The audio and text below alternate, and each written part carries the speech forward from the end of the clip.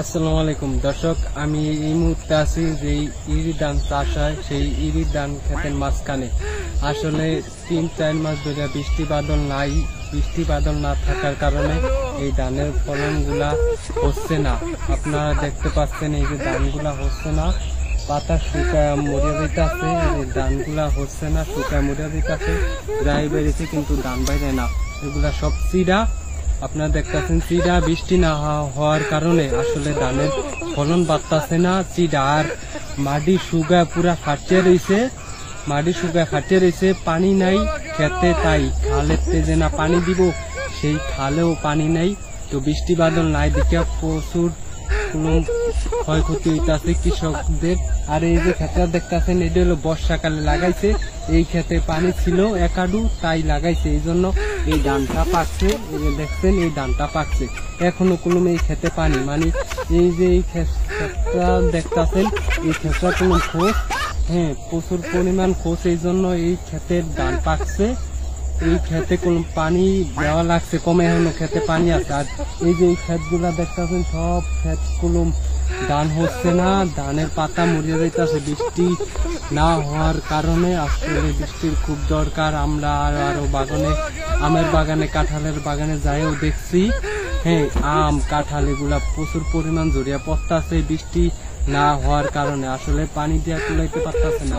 আল্লাহর দানীয় বৃষ্টি, আল্লাহর এক ফুটা পানি পড়লে ওই যে কোনো গাছের ফলন ভালো হয়।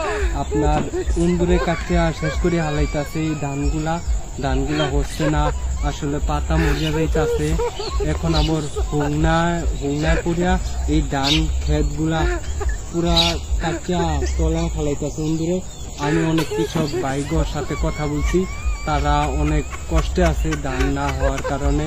আসলে বৃষ্টি না হওয়ার কারণে কোনো ধানগুলা হচ্ছে না। অনেক টাকা এই বছর মাইর খেয়ে যাবো কৃষক ভাইরা, আসলে এই ধান হচ্ছে না। আপনারা দেখতেছেন বিশাল পরিমাণ প্রজেক্ট নিয়ে ধান লাগাইছে, হাজার টাকা দেখ, কিন্তু কৃষকরা ধানগুলা চাষ করছে।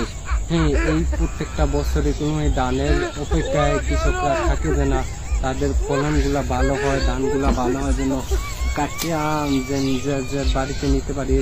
শুধু একটা ক্ষেত দেখতে পাচ্ছেন, সব ক্ষেত্রে আপনার শুধু এই একটা ক্ষেত্রে দেখতে পাচ্ছেন যে না পাটনা ধান, কিন্তু এটা প্রচুর পরিমাণ খোঁজ। আড্ডা এখনো ধান হয় নাই, আস্তে আস্তে সবাই হইতেছে, এবং কি বেশিরভাগই আপনার মরিয়া যেতেছে, গাছগুলা মরিয়া আপনার পোকা খেয়া লাইতেছে, মারি ফাটিয়ে গেছে, পানি দিতে পারতেছে না, ধানগুলা হচ্ছে না। তো এ ছিল আমার কাছে এই ধান ক্ষেতের সর্বশেষ পাওয়া খবরাখবর। তো নতুন কোনো খবর পেতে আমার সাথেই থাকুন।